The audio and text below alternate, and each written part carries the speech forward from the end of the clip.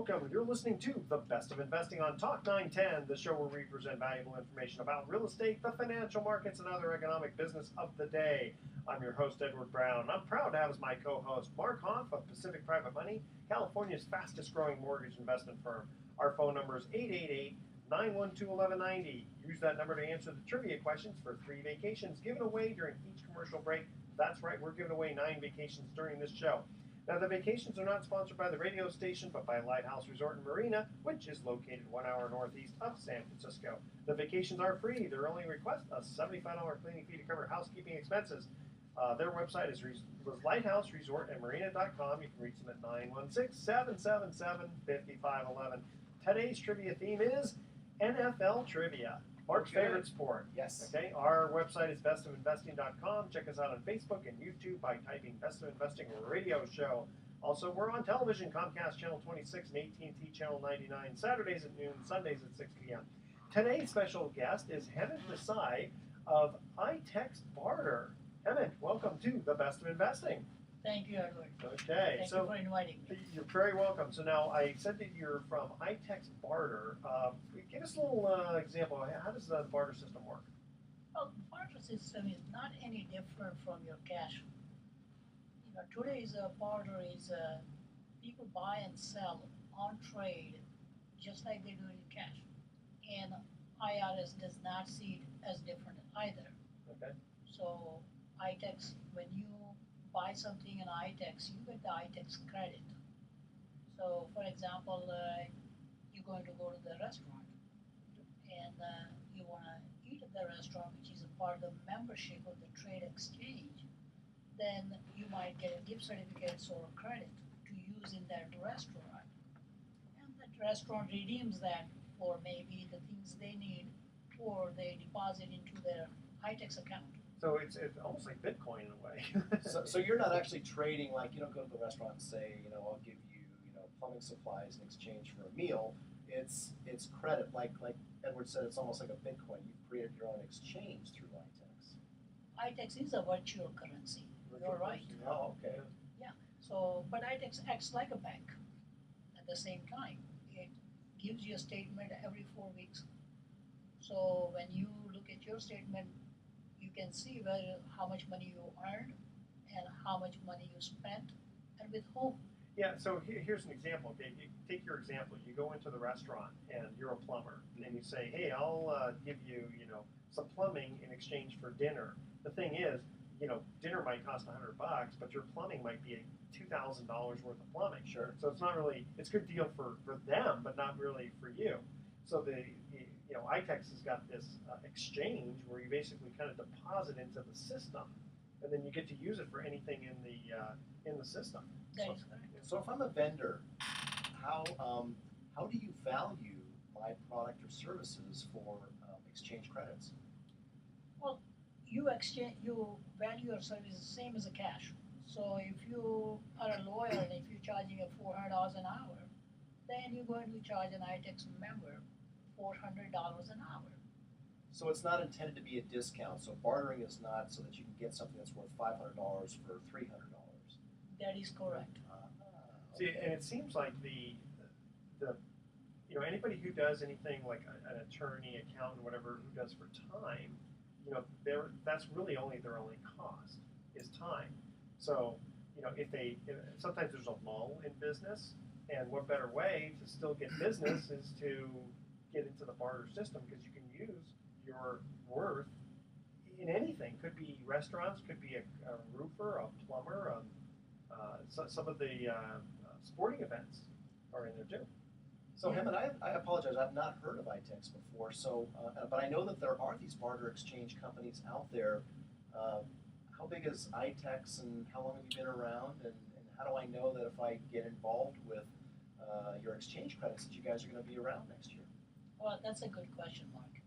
There are so many exchanges out there, and there are about 400 exchanges in the U.S. Wow, 400. Average exchange is about between 200 to 300 members, and they are mainly locals.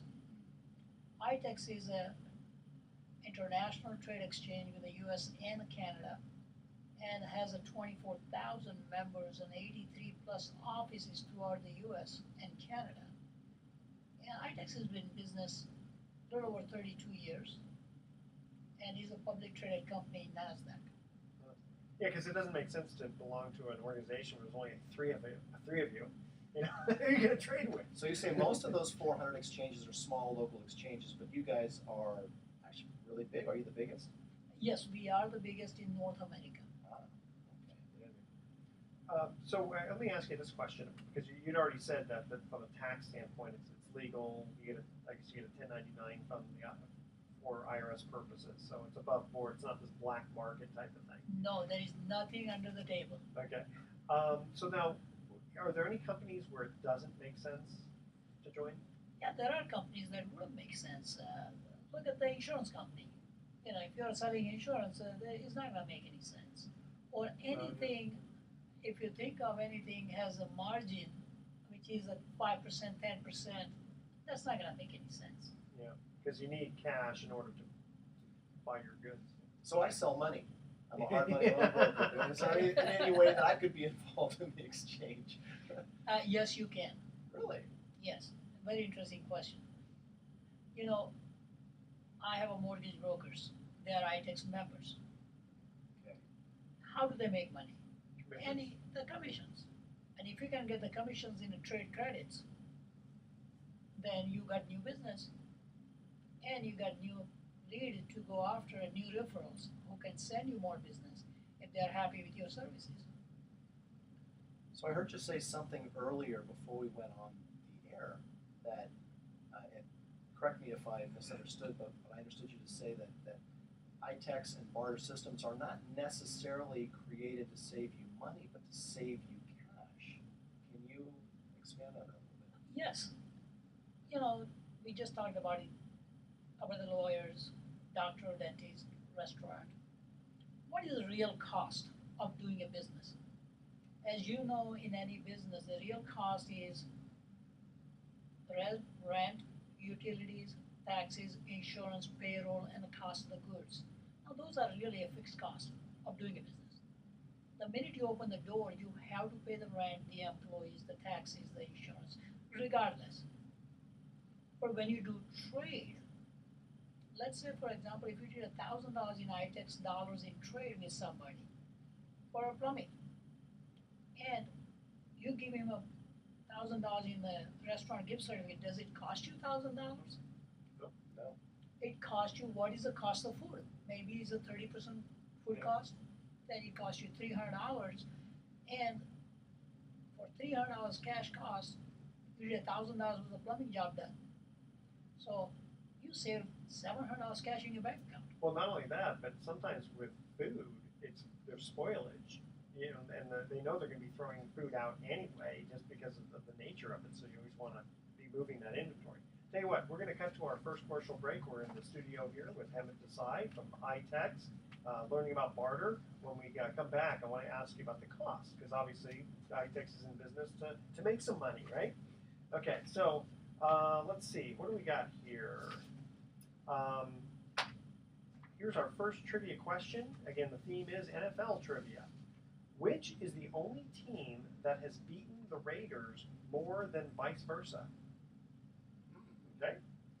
The first three callers with the correct answer are going to win a free 3-day, 2-night stay at the Lighthouse Resort. Call 888-912-1190. That's 888-912-1190 to answer this question.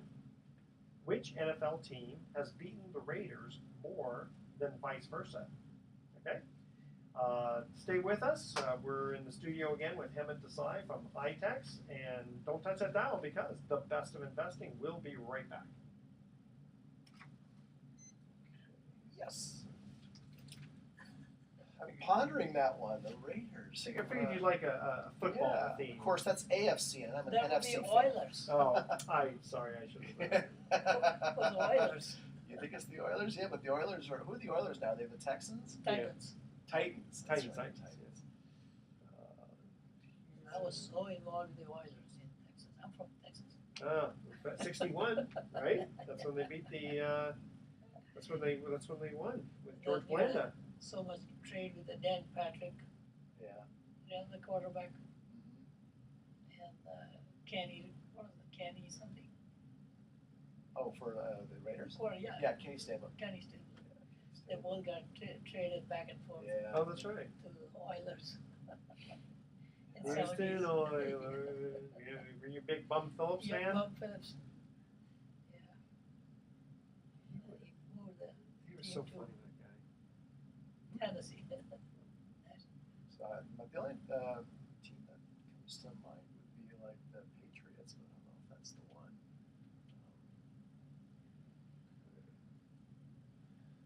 All right. Guys ready? Yeah.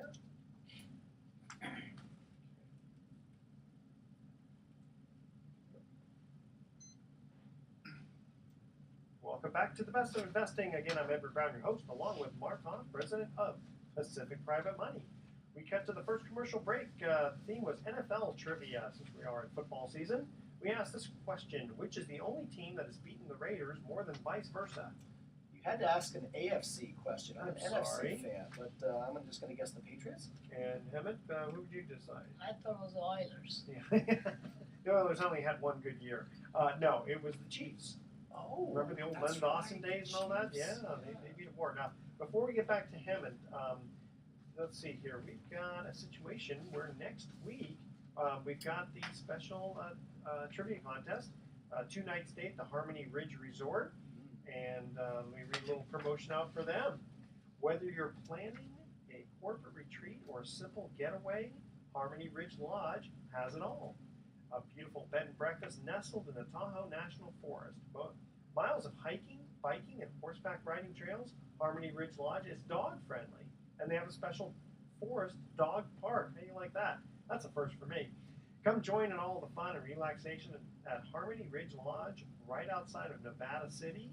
Reach them at www.harmonyridgelodge.com or call 530-478-0615. You know, it's funny. I originally said Harmony Ridge Resort. It's Harmony Ridge Lodge. Oh. Okay. And let's see here. So here is the question. 4 out of 5 of us live within 5 miles of what business? Now, here are the rules.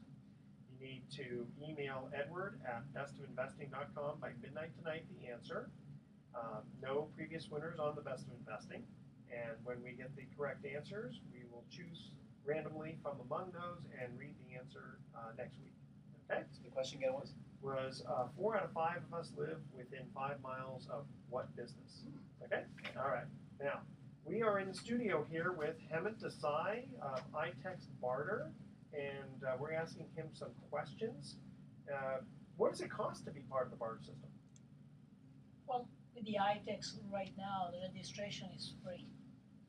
Okay. And monthly, or iTex does every 4 weeks. Charges like a bank. Your bank charges you $5-10 to be part of the business in the bank. Okay.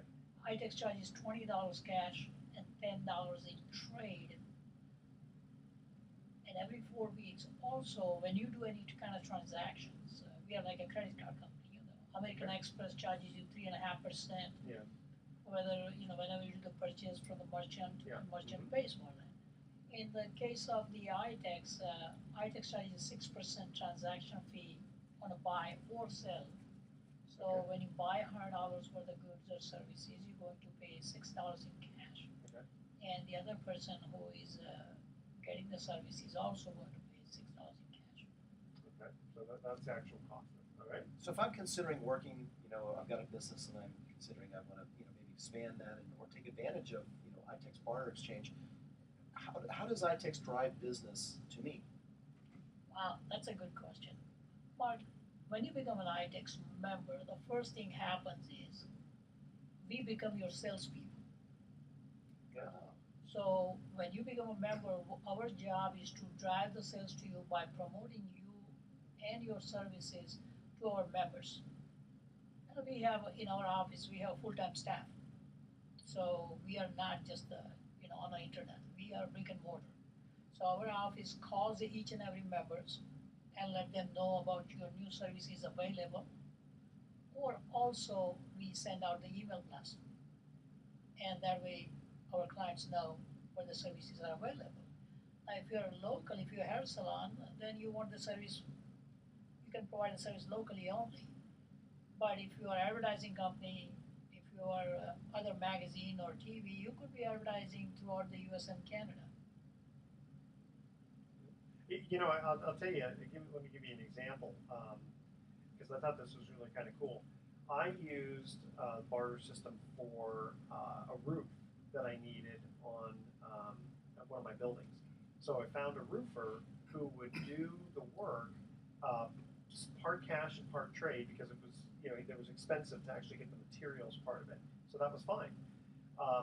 What ended up happening for the roofer is because I let my management company know about this roofer, and he did such a good job that he ended up getting referrals from the management company for regular cash jobs. So it wasn't even a barter system from his standpoint of other business that came in.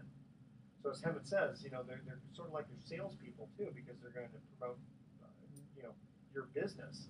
And I've told people when they've asked me about it, they said, the only ones who really shouldn't be part of it are companies, let's say like Safeway or Dell Computer, where their margins are so thin they need cash to buy the parts or the food to resell.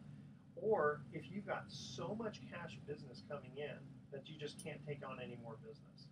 Other than that, it just doesn't make sense. That's why it's like the San Francisco Giants and Golden State Warriors, they're part of the barter systems, because every day that goes by that a game with tickets that are unsold is worthless. So they might as well get credit. And the Golden State Warriors, I don't know, maybe they use people to sweep floors, or I don't know what they use it for, but they're part of the system. Yeah, and it's a good system, because now when you think about the advertisers, what is he looking for? Is how many heads are in the stadium? Yeah. He doesn't want to have empty stadium and want to advertise, right? Yeah. So it's a good thing for the Golden State Warriors, the advertisers, everybody wins. Do you have any success stories in your franchise? Oh my God, I have so many success stories. I've been doing it for 16 years. Wow. And some of the success stories, I would say the real estate has really big success stories in the real estate market. Yeah, give us, since we talk a lot about real estate, That's go right. ahead. You got my interest. I realize that, Mark. I want to talk to you about that. This was in 2004. One of my clients came in and he says, Hemant, all I want to do is buy real estate with my tax dollars. And I was like, what? Who wants to sell real estate on trade? Yeah. Lo and behold, the next week I get an email from Hawthorne, Arizona. The guy owns a fourplex. And he said, I will do $17,000 trade down payment and I'll finance the rest of the property at 7% cash. Son of a gun. So it was 117,000 or 115,000 something. Yeah. My client flew down to Hawthorne, Arizona. He looked at the property. He calls me back and said, Hemant, I'm buying this property. Pay him $17,000 in trade. And it was a fourplex. It was occupied. Twoplex was occupied. The two were empty. Following weekend, he went back again, cleaned it out, rented. He had a positive cash flow now. Yeah. Well, I've had situations where, I have a commercial building and I get asked once in a while from the barter company, would you accept trade for rent? And if it's a situation where I'm going to be sitting with a vacancy, it's something to definitely consider, because at least I can build up the barter dollars, because you can always use them in something.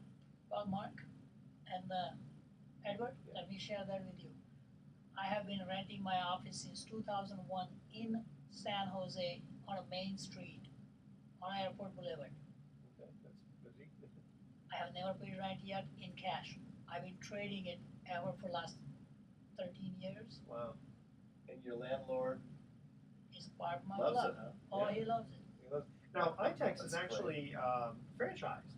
Yes, it is. Okay, and you're one of the more successful ones. That's why we have you on. But thank you. And because you own 3 of them, right? Yes, I own the iTex in San Francisco, Silicon Valley, and East Bay. Okay. And we've been working diligently to help the business owners do more with their product or services. So how do people find out more about iTex and how it works? And I assume you guys have a website. Of course, when you tell me you're 30 years old, I'm thinking, how did you run this business before the internet? It's like, I Yeah. have that question about most businesses now. What did you guys do before the Yeah. Oh my God, that was before that it was just like phone calls Yeah. and fax machines. Yes. And when the fax machines were available in the 80s, it was like a big thing. Mm-hmm. You I know, remember when we did our first real estate transaction completely by fax machine. It was amazing. Our attorney said, I'm not sure that it's legal. Legal, yeah, yeah, exactly. So, Hemant, how do people get a hold of you? Well, our office number is 408-556-9143, and you can get a hold of me that way. Or you can go to our website, which is itexsiliconvalley.com, which is itexsv.com. Okay. Or you can go to the itexsf.com, or you can go to the itexebay.com. Yeah, that's right, because you get the whole gamut there, my friend. Yeah, in fact, we have a lot of South Bay listeners. We get a lot of calls from San Jose, so I'm sure there are a lot of people out there wondering. So itexsv for SiliconValley.com, itexsf for San Francisco.com, and itexeb, or is it eBay? eBay. So itexebay, and eBay didn't beat you up a little bit about all of that? No. They're pretty protective about their copyright. Okay, we didn't say anything, right? itexebay.com for the East Bay clients. Okay, well, Hemant Desai from iTex, thank you for joining us. Stay with us if you want to participate in our real estate questions and stuff. Mark's going to be answering some interesting questions here about lending all over the country, all right, and whether or not he does that because interest rates are higher in other parts of the country. We'll hear from Mark on that. Here's our second commercial break trivia question. Again, the theme is NFL trivia. Which NFL franchise became the first to record 700 victories when it did so in 2010? The first three callers with the correct answer are going to win a free 3-day, 2-night stay at the Lighthouse Resort. Call 888-912-1190. That's 888-912-1190 to answer this question. Which NFL franchise became the first to record 700 victories when it did so in 2010? Stay with us. The best of investing is coming right back. And it's not the Houston Oilers. No, it better be Pittsburgh Steelers. You got hard questions here. I can't really answer that one either. I have to guess. Yeah, I gotta stump you a little bit there. Can't make it too easy. Well, the Raiders used to be one of the winningest teams, but the last 10 years have been so horrible No, they that it couldn't possibly be them. Who else has been pretty winning? the Steelers were the. That's true. Yeah. They were terrible in the 40s, though. Yeah, but in the 40s, oh my God. The Chicago Bears. They're the probably most. not. It's not the rings, Detroit right? Lions. They're the. They used to be really Terry good. Bradshaw had 4 rings, Yeah. and what is the new Ben? Bengals? No, the new Ben quarterback Roethlisberger. Ben Roethlisberger has 2. It's true. So, The Steelers. You guys can guess. Could- and then I'll or give it you could be Buffalo Bills with the Kelly. Yeah. He was a killer out there. Killer Kelly, yes. It was a killer Kelly. Yeah, the last 10 years, if you just go back the last 10 years, I bet you the Patriots are up there. If not Yeah. first, they're Exactly. second. Are you a big football fan? You're just. I am a fan of winners. Well, right. I like Don't ask that. me any 49er questions before 1981. Since 1981, Yeah. watched almost every game every Is that right? season. But before 81, I didn't even know they existed. Yeah. All right. Ready? Okay. Oh, what was my email question? Is why don't you lend all over the country? Can't you command higher interest rates if you lend elsewhere? Okay. When do you want to do that? You want to do that? We'll do it now. Okay. Then we'll- Okay, cool. Can't tease the audience and then not come through. All right. All right, here we go. Welcome back to the Best of Investing. Again, I'm Edward Brown, your host, along with Mark Hahn, president of Pacific Private Money. When we come to the second commercial break, we ask this trivia question about NFL team trivia. Just NFL trivia. Which NFL franchise became the first to record 700 victories when it did so in 2010? All right. Hammond and I have been batting that one around a little bit. I'm just going to guess the Patriots.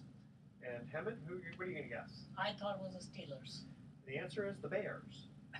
Oh, That was off the air. You did name the Bears. Yeah. And you notice I didn't raise an eyebrow because I didn't want you to guess. Good too poker quickly. face. Good there. poker face, exactly.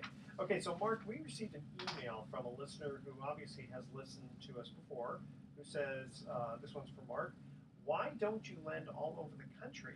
Can't you command higher interest rates if you lend elsewhere? Well, interesting question. Let me give it a little bit of background. So I'm a broker and president of Pacific Private Money. We are a non-bank source of real estate financing serving California, largely the Bay Area. Pacific Private Money has been in existence since 2008. We were born in the wake of the financial meltdown and the real estate downturn, and we were originally, designed to provide much-needed capital to the real estate investor community as they were buying foreclosures and buying, fixing, and flipping real estate. In 2014, we're finding that thanks to the new, very restrictive lending guidelines, thanks to Dodd-Frank, that more and more people are needing to turn to privately sourced financing. Some refer to it as hard money, but I prefer the term private money loan. But more and more people are turning to privately financed or privately funded financing strategies, largely because it's just so much easier to get than bank financing. The banks have really been reeling in the wake of all the Dodd-Frank reforms and restrictive guidelines. And the pendulum has definitely swung in the other direction. It's really the opposite of 2005, when pretty much anybody with a decent credit score could get a loan with no other information other than their name and their address and their FICO score. Nowadays, you have to provide reams and reams of information to get bank approved. And oftentimes, there's a transaction at risk if the bank is unable to close in time.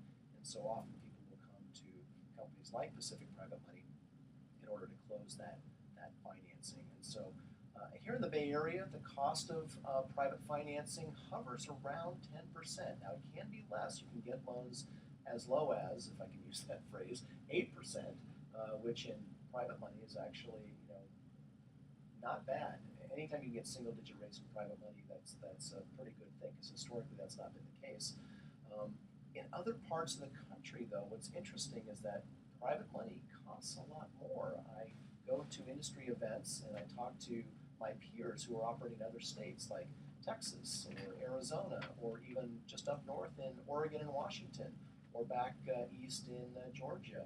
And the folks that are doing private money loans in those areas are telling me they're getting 12%, 14%, 16%, in some cases even 18% for short-term loans made to real estate investors. So it is quite shocking. But we really at Pacific stay focused on the Northern California market. The reason is because the private lending industry, how we differ from the banks in one respect is that we can make subjective decisions about who we make a loan to. So we are, in many ways, we're like traditional banks used to be 30, 40, 50 years ago. When my dad used to walk into a bank in the 1960s to borrow money to build a house, it was a handshake. It was based on a relationship that you had with your local banker. That doesn't exist anymore because all of the local banks, for the most part, have been sucked up by the larger banks. And if you walk into Wells Fargo, you won't know the person sitting behind the desk because, not to pick on Wells Fargo, but they're fresh out of college and probably a 20-something, and really all they know is how to fill out a bunch of forms. So you're really a bunch of ones and zeros to most banks. But in the private lending industry, we can make subjective loans based on your story. We don't necessarily look at your FICO. We can look at the subject property, and we like to focus locally because we understand the neighborhoods, we understand the markets, we understand the properties here in Northern California. And so I can feel comfortable making a loan to someone who comes to me and says, I'm buying in this neighborhood of Oakland, or I'm buying in this neighborhood of Hayward, or I'm buying in Marin County or San Francisco. These are all markets that we lend in every day, day in and day out. We know the markets, we know the neighborhoods, and so we can comfortably make a loan to someone who has a good story and has a viable way of paying us back, or maybe conventionally refining once they have the time, once they've tied up this property, now it belongs to them. Now they've got the luxury of time to go to the bank and fill out the 27,000 pages of forms that they need to do, or provide 18 years worth of tax returns that they don't have anymore, to prove that they can actually afford to make the payments on that conventional bank loan. So really, it's just we have found the most successful private money lenders have been the ones that have focused locally. There are ones that claim to work nationwide, but they're more bank-like than we are, and you run into the same problems with them as well. So I hope that answered that question. Right. Yeah. mouthful. Go ahead. Mark? Yeah. Is that the reason the Texas and other places a higher rate is because the loan money is very small amount compared to in California?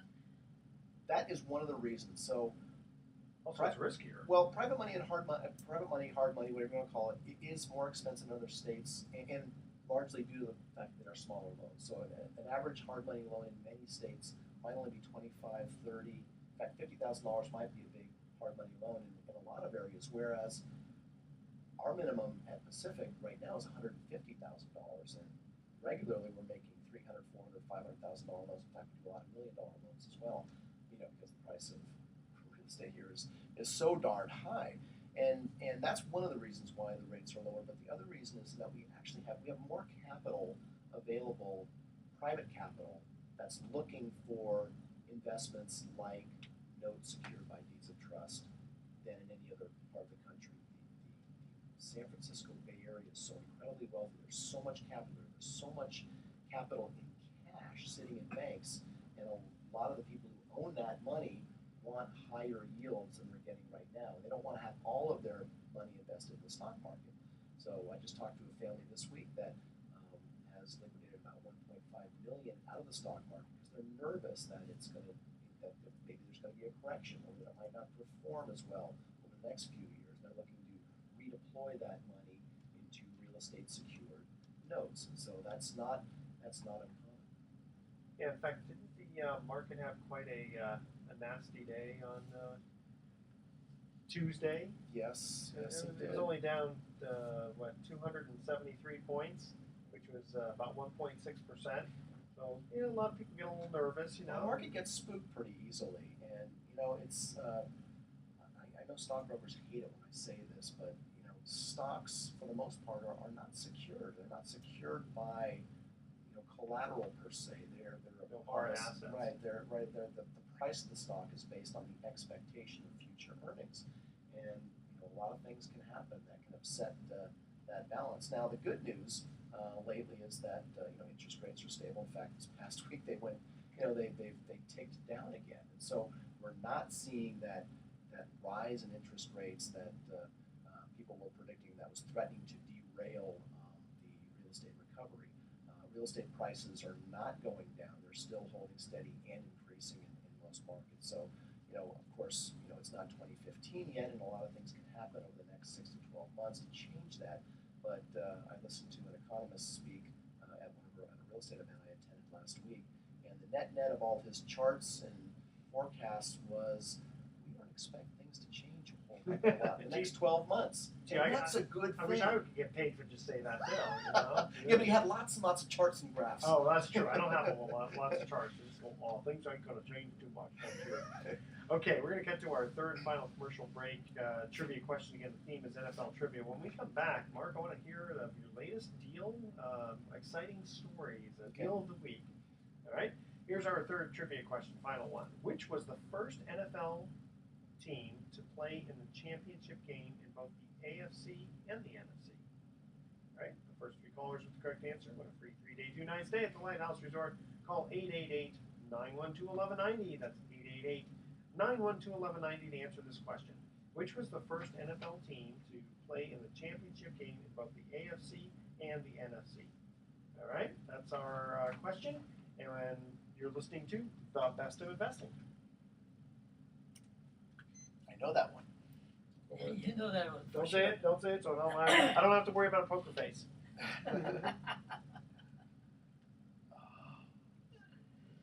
Oh, God. So the mortgage has been, I have done the mortgage on trade. Okay.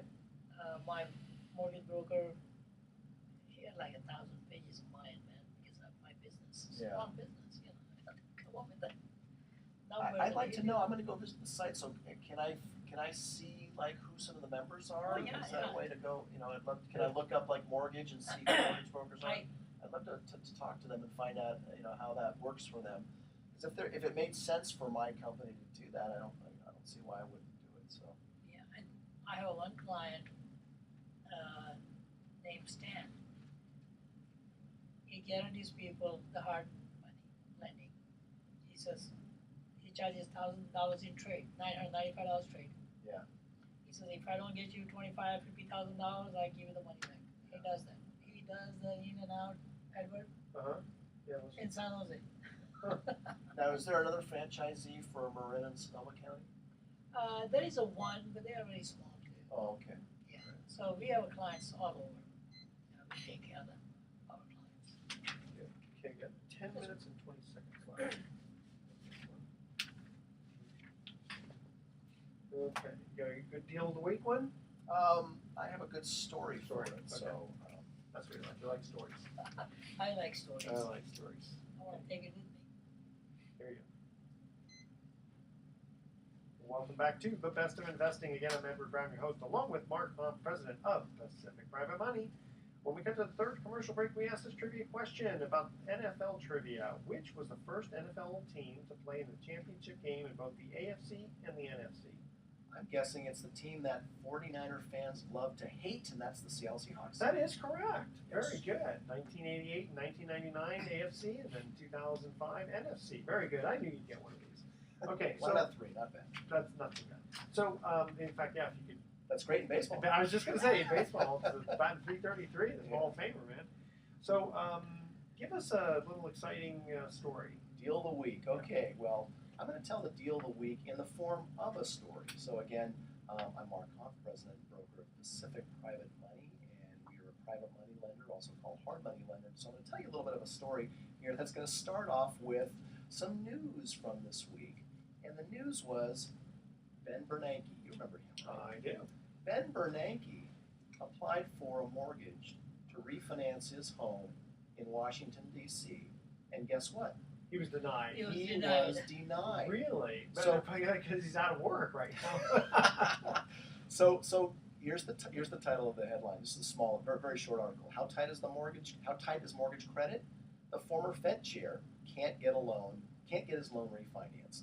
So, and so he's speaking at a conference in Chicago this week, and he says, he's quoted here saying, "I recently tried to refinance my mortgage, and I was unsuccessful in doing so. And I'm not making that up." And the audience all started to laugh. Well, and I'm wondering if maybe the banks have it in for him because they don't like what he did as policy. But go ahead. Well, and and it says, and he went on to say that the housing market is one area where regulation has not yet got it right. He then went on to say it was entirely possible that lenders may have gone a little bit too far on mortgage credit conditions. Now, wait just a minute. Did you hear that quote? He said that lenders may have gone a little bit too far on mortgage credit conditions. Not the regulator. Wait a minute here. Lenders had nothing to do with the tightening of the credit. It was Dodd-Frank Yeah, that's the made it regulators. all but impossible. The regulators have gone a bit too far. So, the second part. That's why they turned him down because he keeps blaming them for everything. The second Go ahead. part of the story is the headline, "Have the Dodd-Frank regulations gone too far?" President Obama doesn't think so. There you go. Good old Obama. So last week, President Obama met with top U.S. regulators, Okay. not lenders, but the regulators, the guys writing all the new laws, the layers and layers of new laws, to discuss the implementation of the Dodd-Frank Act. Apparently, Obama asked regulators to consider additional ways to prevent excessive risk-taking across the financial system. Okay, hold on. I'm going to guess that Obama's a hard money lender and doesn't say anything, right? Because, I mean, you. That's what he's going to do when he leaves office. He's going to go make a mint as a hard I money was going to say that. Banks aren't going to Actually, be able to make loans anymore by the time this is all said. I mean, in reality, we're looking at this, we're laughing and all that kind of stuff, but okay, this is kind of a secret thing. Isn't that really kind of good for you?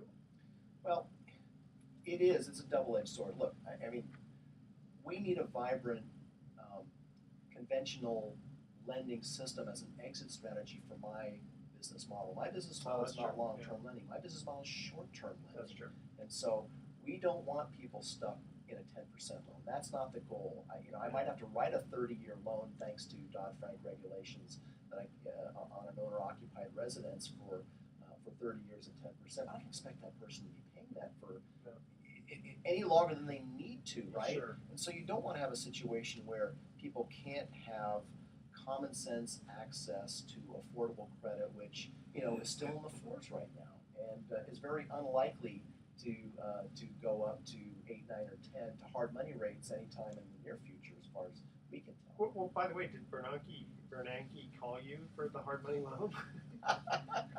That's his next phone call. So, Yeah. so where's the story leading to? So one of the loans that we're doing, we haven't closed it yet. We're going to close it next week. Is a primary residence application. So it's an owner-occupied loan application, not a fix and flip. And this borrower, and their story is pretty common. We've done a lot of these things. They really want a bank loan, but they are going through some credit issues. It's being repaired. Their score has slowly been going up. They're just not quite at the score that they need to be to qualify for bank financing. What are they now? They're below 620. Let's put it that way. But there's a few things that people who do credit repair and mortgage loan originators who are savvy understand when certain things will drop off and how to get credit scores recovered appropriately so that they can qualify for conventional bank financing. So they're going to be bank financeable within the year, and so they've come to us for a short-term loan. Now, we've decided because it's a purchase loan that they qualify for our 11-month bridge loan program, and that is basically an 11-month loan as opposed to a 30-year loan. Why an 11-month loan versus a 30-year loan? Well, the paperwork's easier. There's certain RESPA guidelines that that we don't have to follow, which really mean for the borrower, it's less cumbersome and burdensome in terms of paperwork, i.e. they can there's fewer things to sign. They can make interest-only payments because it's a temporary loan. There's no prepayment penalty. They can pay it whenever they want. So my doc drawer, my document processor who draws all my loan docs using this very hard-to-use software in our office, went on vacation this past week. How dare she? And we've had to use a third-party company in the Bay Area who's very well known to draw our loan documents. And so we send them the file, and here's the point of the whole story. They call me and say, well, Mark, we can't do this. We can't do these loan documents for you because it's not legal for you to make an 11-month loan on an owner-occupied purchase. And I said, well, that's not what our attorneys say, and that's not how I read the current regulations. And she said, well, we read them differently, and our counsel advises us otherwise, so I'm sorry, we can't do these loan documents for you. So I've got this family waiting to close escrow. I've got an investor ready to fund the loan, and if my doctor wasn't on a cruise ship in the Bahamas with her father right now, she would have drawn the loan documents with our software, our industry standard software, and we would have closed the loan already, but now we have to go out and find yet another company. Here's the thing, Dodd-Frank is so screwed up, mortgage loan origination, that even the attorneys can't agree what the laws are. The people in the private lending industry, as well as the banking industry, can't agree on what the laws are. There's so many people. I think honestly it's a CYA. Well, it is a CYA, but there are businesses out there running around like Henny Penny, afraid of getting sued for making the wrong move. And how is that good for the economy? How is that good for the consumer? It's not. I'm sorry, it just isn't. It's Shakespeare stupid. was right. Kill all the attorneys. First thing we do, kill all the attorneys. Except our attorneys. We like our attorneys. No, we like our attorneys. Yeah. So But they're like Listerine. I hate them, but I use them twice a day. But go ahead. Yes. So anyway, that's the point of the whole thing, is that it's just really dumb. That even in private lending and hard money lending, a lot of people think that hard money loans are still the wild frontier of predatory lending like it was 10 years ago. That's not true. We're a very regulated industry today. I mean, one of the reasons that we formed in 08, as I said earlier, is to serve the community of real estate investors, but we've really become a bank alternative for people who don't qualify for a myriad of reasons for bank financing. And we are regulated, we're licensed, we're audited. It's not the hard money of 20 years ago. You don't just ride on a horseback making loans around the state. That's right. Jump in my car and go collect loan payments. With the back of my hand. So before we forget, how do people get a hold of you if they either want to borrow money from you or if they want to invest, earning what, over 8%? Yeah, so we actually have two websites for our two types of clients. For our borrower clients, go to our brokerage site, which is pacificprivatemoney.com, pacificprivatemoney.com. And If you're interested in how you might be able to participate with some of your savings to earn 8% or more, go to pacificmoneyfund.com. That's pacificmoneyfund.com. Or just call our office for either question at 415-883-2150. All right, Mark Hahn from Pacific Private Money, thank you again for being my awesome co-host. Hemant Desai from iTex, thank you for joining us in the studio. Here's our thoughts for the day. In sumo wrestling, the referee carries a knife so that, at least traditionally, he can ritually disembowel himself if he errs. Yeah, I want to sign up for that job. And if a 9-inning baseball game lasts 2.5 hours, only around 8 minutes of that time is action time. Interesting. That's probably why you should only go to the bathroom in between innings. Tune in next week to The Best of Investing. We're going to be giving away 9 more free vacations for answering trivia questions. Thanks for listening. On behalf of our team, I'm Edward Brown, wishing you the best of investing. So long.